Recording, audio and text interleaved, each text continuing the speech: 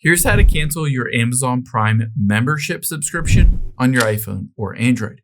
Now open up the Amazon app here on your iPhone or Android. It works the exact same. Now from here, if you wanted to cancel your membership, we need to get to your account settings.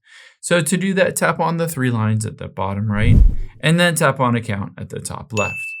Now that we're in the settings of your Amazon app, we'll go to your specific Amazon Prime membership. Keep in mind, if you've already paid for a year, you will retain the membership until the next billing cycle at that year, even if you choose to cancel it. So from here, let's scroll down here and you can see Manage Prime Membership. Tap on that. And now from here, you'll be able to see a bunch of information about your membership, but we're going to tap on Manage Membership at the very top and then tap on Manage Membership midway down. After you've done that, you'll be able to see an option to pause your membership. So you can pause it and it will prevent it from billing you going forward, and you can always reinstate it. Or you can choose to end the membership.